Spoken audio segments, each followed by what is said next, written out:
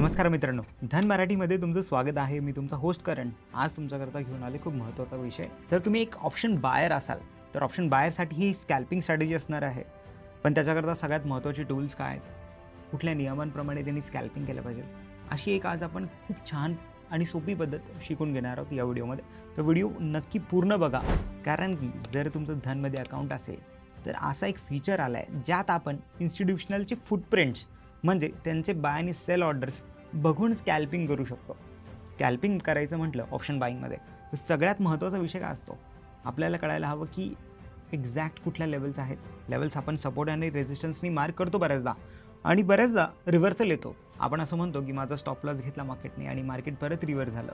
तर ती अशा लेवलला नक्की झालं काय, कुठल्या ऑर्डर्स आल्या होत्या किंवा कुठल्या नव्हत्या, हे आपल्याला नक्की बघता येतं. ब्रेकआउट झाला असेल तर तो किती स्ट्रॉंग होता, व्हीवॅपला सपोर्ट घेत असेल तर तो किती व्यवस्थित होता की नव्हता, या सगळ्या गोष्टी आपल्याला ऑर्डर फ्लोच्या चार्टवर दिसतात. ऑर्डर फ्लोचा यापूर्वी आम्ही एक व्हिडिओ तुमच्याकरता बनवला आहे, तोही नक्की जाऊन पूर्ण बघा. आज मी तुम्हाला तरी त्याबद्दलच्या सगळ्या बेसिक्स परत सांगणार आहे. तर चला समजून घेऊया नक्की की ऑर्डर फ्लोमध्ये आपण स्कॅल्पिंग कशी करू शकतो. ऑर्डर फ्लो म्हणजे नक्की काय. नेहमी आपण कॅन्डलस्टिक चार्ट बघतो आणि कॅन्डलस्टिक चार्टच्या खाली आपल्याला एक व्हॉल्यूम बार दिसतो. आपण असं म्हणूया की निफ्टी, तर जेव्हा आपल्याला स्कॅल्पिंग करायचं असतं तर आपण निफ्टी फ्युचरचा चार्ट बघतो, कारण की निफ्टी फ्युचर्समध्ये आपल्याकडे व्हॉल्यूम अवेलेबल असतो. 5 मिनिटाच्या टाईम फ्रेमवर, 3 मिनिटाच्या टाईम फ्रेमवर आपल्याला खाली दिसतं की एक चांगला व्हॉल्यूम बार आला आहे. पण आता हा व्हॉल्यूम बार या 5 मिनिटाच्या कॅन्डलचा आहे. नक्की कुठल्या लेवलवरती आहे ते नाही माहिती. असं समजूया की मार्केट 24,000पर्यंत गेलं, अचानक 5 ते 10 पॉईंट वरती गेलं 24,000च्या, आणि 24,010पासून रिव्हर्स झालं. व्हॉल्यूमही खूप चांगला आहे, पण हा व्हॉल्यूम नक्की सेलिंगला आला होता का नाही हे माहितीच नाही. 24,000चा समजा ब्रेकआउट झाला, मग आपल्याला कळत नाही की हा ब्रेकआउट स्ट्रॉंग आहे का नाही. या व्हॉल्यूमच्या आपण कॅन्डलवरनं, खालचा व्हॉल्यूम बारवरनं बऱ्याचदा ठरवतो की व्हॉल्यूम सपोर्टमध्ये असेल तर प्राईस आपल्याकरता खूप चांगली, पण त्या प्राईसला तो नक्की व्हॉल्यूम कुठे झाला हे समजून घेणं गरजेचं असतं. यात एक छोटं उदाहरण घेऊया. मी मागेही ऑर्डर फ्लोच्या ज्या व्हिडिओमध्ये हा उदाहरण घेतला होता की बायर किंवा सेलर कोण ॲग्रेसिव्ह आहे, यात आपल्याला नक्की कळतं की ती ऑर्डर कुठे पंच होते. आपण जेव्हा तुम्ही डेप्थ बघता मार्केटची तर तुम्हाला लेफ्ट हँड साईडला दिसतात तुमच्या बाय प्राईस, म्हणजे बायरला काय प्राईजला इंटरेस्ट आहे ती वस्तू किंवा तो शेअर विकत घेण्यात. असं समजूया, निफ्टीचं उदाहरण घेऊया की बायर 24,000ला उभा आहे एक लॉटसाठी आणि सेलर उभा आहे 24,050ला. एक्झाम्पल पुरता आपण एवढा मोठा डिफरन्स घेतो. मार्केटमध्ये एवढा मोठा डिफरन्स नसतो. बायर म्हणतो मला 24,000ला घ्यायची आणि सेलर म्हणतो 24,050ला विकायची. आता याच्यात अर्जन्सी कोणाकडे आहे? समजा सेलरकडे अर्जन्सी की त्याला विकायची लवकरात लवकर, कारण की त्याच्याकडे काहीतरी इन्फॉर्मेशन आहे. तर तो जाईल आणि बायरची प्राईस एक्सेप्ट करेल, 24,000ला बाय होईल. बायर तर उभा होता बेड लावून, म्हणजे त्यांनी त्याची एक ऑफर दिली होती. त्याच्यासमोर आलं कोण ऑफर एक्सेप्ट करायला? सेलर आला. म्हणून बऱ्याचदा लेफ्ट हँड साईडची जी ऑर्डर फ्लोची विंडो असते त्याच्यात तुम्हाला सगळ्या सेलरच्या फिगर दिसतील. राईट हँड साईडची जी ऑर्डर फ्लोची जागा असते त्याच्यात बायर का दिसतात? समजा बायरलाच खूप घाई होती की मला 24,000ला नाही भेटत आहे ना, मी 24,050ला विकत घेतो. का? कारण की माझं टार्गेट खूप वरती आहे, 24,500 असेल, 25,000 असेल, त्यामुळेच तर बायरवर जातोय. सेम सेलर बरोबर होऊ शकतो. तो म्हणतो नाही, माझं टार्गेट शॉर्टला खूप खाली आहे म्हणून मी 24,000ला सेल करून टाकतो, 50 रुपयाचा होऊ देतो. हाच असतो ॲग्रेसिव्हनेस. समोरचा जो पार्टी आहे बायर किंवा सेलर, कोण ॲग्रेसिव्ह आहे, कोण कुठल्या साईडला जाऊन करतो ते आपल्याला त्यावरनं कळतं. ऑर्डर फ्लोचा चार्ट ओपन केला आहे, कसा लावायचा तोही दाखवतो.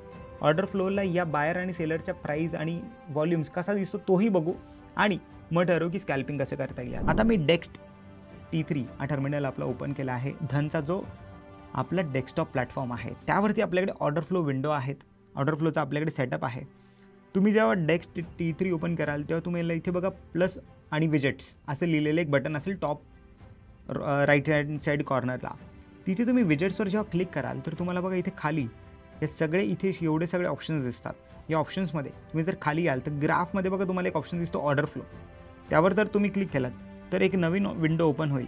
आता मी तात्पुरता समजा ही विंडो बंद केली आणि मी प्लस आयकॉनला गेलो, कारण की मला इथे एक प्लस आयकॉनला एक विंडो हवी होती. तात्पुरता इथे आपल्या निफ्टीचा चार्ट चालू होता. मी प्लसला जाऊन ऑर्डर फ्लो दाबलं, एक विंडो ओपन येईल ब्लँक. त्याच्यात बाय डिफॉल्ट पहिले निफ्टी असेल, पण निफ्टी स्पॉटला कधी व्हॉल्यूम नसतो म्हणून चार्ट दिसत नाही आहे. आपल्याला इथे जाऊन निफ्टी फ्युचर्स करायला लागेल. मी निफ्टी टाईप केलं आणि बघा आता इथे जूनचं कॉन्ट्रॅक्ट चालू आहे आज, तर मी जून कॉन्ट्रॅक्ट सिलेक्ट केला आहे. असा आपल्यासमोर चार्ट ओपन होतं. तुम्हाला थोडं दिसत असेल इथे काहीतरी रेड मध्ये कलर दिसतो आहे, ग्रीन कलर दिसतो आहे कॅन्डलच्या बाजूला. जेव्हा तुम्ही त्याला थोडंसं झूम कराल तुमच्या माऊसने, तुम्हाला दिसेल की प्रत्येक कॅन्डलच्या बाजूला, डाव्या बाजूला तुम्हाला हा रेड कलरमध्ये बॉक्स दिसतोय, या सगळ्या ऑर्डर्स आहेत, सेलिंगचे ऑर्डर्स पडल्यात. राईट हँड साईडला एक ग्रीनमध्ये दिसते कारण की या बाईंगचे ऑर्डर्स आहेत. जो आपण उदाहरण घेतलं होतं आता हे तेच आहे. खाली जी एक कॅन्डलच्या खाली व्हॉल्यूम दिसतो तो नेट व्हॉल्यूम दिसतो, म्हणजे बायर मायनस सेलर. नेट जर ग्रीन असेल म्हणजे नेट बाईंग झाली या कॅन्डलमध्ये. जर तो रेड असेल तर तुम्हाला रेडमध्ये दिसेल. आपण एखादी कॅन्डल बघूया की आज नेट रेड कुठे दिसतं आहे का. हा बघा, सकाळी जेव्हा प्राईस इथनं पडत होती तुम्हाला इथे बघा, या एक रेड कॅन्डलला इथेच एक कॅन्डल होती, आज आपण 9:30ची कॅन्डल म्हणून. इथे बघा -24,000 दिसतं, म्हणजे -24,000 हा नेट सेलिंग व्हॉल्यूम आहे. कसा आला बघा, इथे टोटल सेल बघा दिसतंय 65,000 आणि टोटल बाय 40,000. या दोघांमधला डिफरन्स -24,000 होता. त्यात खाली गेली नाही प्राईस जास्त. सेलिंगला अजून एक कंटिन्युएशन हवं होतं. ही सेलिंग कॅन्डल आली, नेट सेलर्स. नंतर तुम्ही पुढे बघत जाल तर परत नेट सेलर्स नाही आहे पुढे, +9,000 +16,000 +3,000 +20,000 असंच आहे. नेट +36,000. म्हणजे प्राईस पडत नव्हती. सेलर्स आले होते, VWAPच्या खाली फ्युचरची प्राईस होती, म्हणजे प्राईस खाली जायला हवी होती. याचं रीडिंग आपण कसं करतो ते फक्त आपण समजून घेतो. सेलर्स परत आले नाहीत आणि आज तुम्हाला बघायला मिळतं की ह्या लेवलनंतर ही साधारण 23,860 ही लेवल होती आणि तुम्ही आत्ता बघत असाल तर प्राईस अजूनही 23,860च्या वरतीच आहे. या VWAPच्या आपण अजूनही वर चाललो. अजूनही कुठेच आपल्याकडे नेट सेलिंगची फिगर नाही आहे. सेलिंग आणि बाईंगच्या पॉझिटिव्ह फिगर्स येतात आहे. प्रत्येक लेवलला तुम्हाला इथे पॉझिटिव्ह फिगर्स पण दिसतात की किती मोठे आहेत.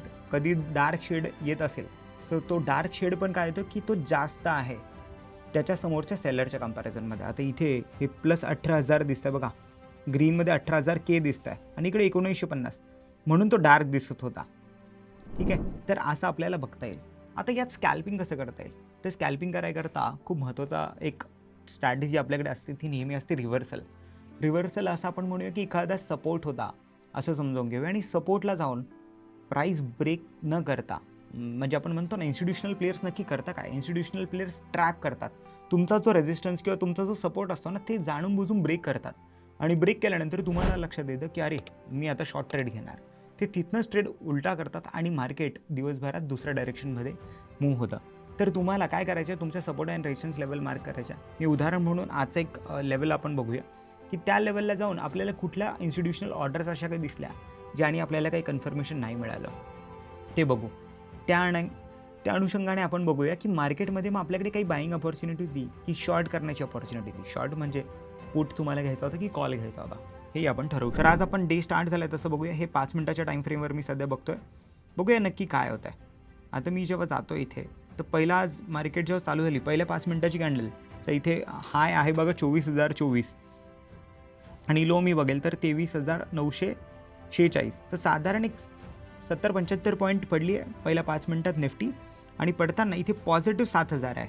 आता मी काय करतो, प्रत्येक कॅन्डलला नीट बघून डिसिजन घेतो की याच्यात नेट बाईंग झाली की नेट सेलिंग झाली आहे. याच्यात झाली आहे नेट बाईंग आहे माझ्याकडे, म्हणून मी अजून सेलिंगचा विचार नाही करत आहे. मी विचार करतो की चला VWAPच्या खाली प्राईज आहे, माझ्याकडे रिव्हर्सल ट्रेड घ्यायचा वरच्या साईडला, कारण की प्राइजेस पडतात आहे. मला असं कुठलं इंडिकेशन दिसतं की यातनं मला बाईंग करता येईल. इथे हे पॉझिटिव्ह नेट डेल्टा आहे, याला आपण म्हणू शकतो. माझ्याकडे एक छोटंसं बाईंग इंडिकेशन तर आहे आता, पण आपण बघूया की बाईंग इंडिकेशन अजून स्ट्रॉंग कुठे येतं. तर बाईंग इंडिकेशन स्ट्रॉंगसाठी आपल्याला काय हवं की परत प्राइजेस खाली गेल्या पाहिजे. खाली गेल्यात प्राइजेस आणि खाली गेल्यानंतर बघा हा जो सेलर होता याने -24,000 ही कॅन्डल आली. मग उदाहरण करता ही पण घेत होता आपण, 9.5ची कॅन्डल आहे. 24,000चे नेट सेलर्स आले, इकडे 18,000 15,000 असे 2 मोठे ब्लॉक होते सेलिंगचे.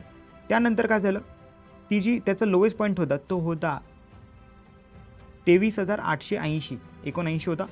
तर 23,880च्या प्राईस खाली जाऊन क्लोज झाली बघा. इथे ही कॅन्डल आली आणि 9.45ची कॅन्डल त्याच्या खाली क्लोज झाली, पण त्याचा डेल्टा काय, त्याचा डेल्टा पॉझिटिव्ह आहे. म्हणजे हा एक फेकआउट असू शकतो. आता मी या फेकआउट करता काय पहिले बघेल की मला जोपर्यंत याचा लो परत तुटत नाही आणि नवीन सेलिंग दिसत नाही चालू कॅन्डलमध्ये, मी सेल करणार नाही.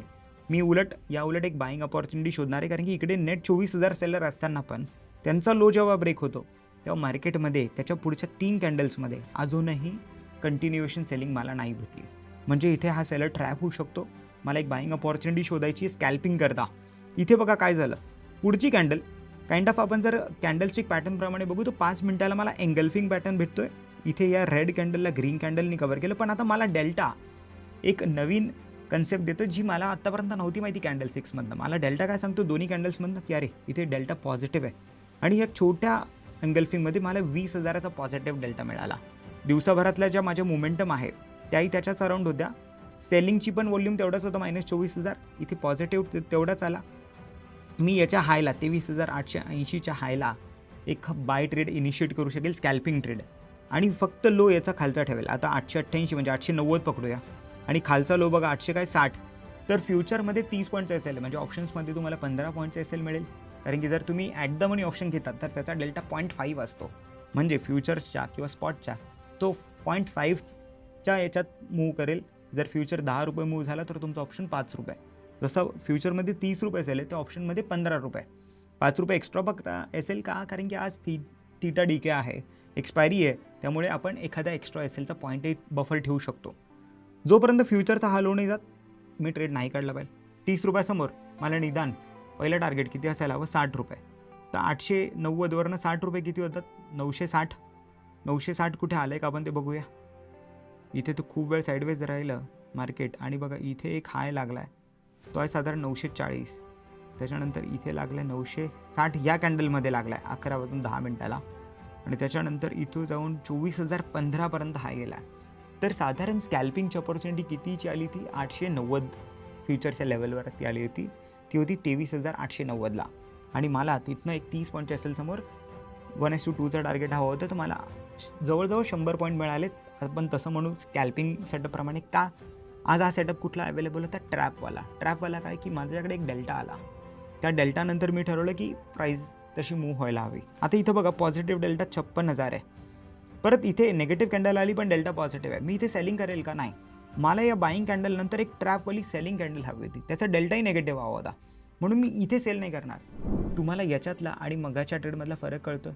हा ट्रेड इथे मी सेलिंगचा नाही घेऊ शकत. का? कारण की इथे डेल्टा अजूनही पॉझिटिव्ह आहे. मार्केट बघूया की काय करतं. मार्केट बघा अजूनही सगळे डेल्टा त्यानंतरच्या पण कॅन्डल्स पॉझिटिव्हच आहे. जरी कॅन्डल्स नेगेटिव्ह बनतात आहे तरी अजूनही डेल्टा पॉझिटिव्ह आहे. आत्ता जेव्हा मी हा व्हिडिओ रेकॉर्ड करतो आहे ह्या ज्या आपण सेटअपमध्ये बघतो आहे निफ्टीला, इथे अजूनही आपल्याला कुठे सेलिंग दिसत नाही आहे. असंच तुम्हाला ऑर्डर फ्लोला जाऊन तुमचे स्कॅल्पिंगचे सेटअप बनवायचे आहे. तुम्हाला ही कॉन्सेप्ट कशी वाटली? तुम्ही असं ऑलरेडी यूज करत आहात का ऑर्डर फ्लोमध्ये अजून काही अडचणी आहेत? ते आम्हाला नक्की विचारा. मी तुमच्याशी नक्की बोलेन. कमेंट करून सांगा. हा व्हिडिओ तुमच्या मित्रांबरोबर नक्की शेअर करा. कसा वाटला व्हिडिओ ते आम्हाला नक्की सांगा. भेटूया पुढच्या व्हिडिओमध्ये. Investments in the securities market are subject to market risk. Read all the related documents carefully before investing.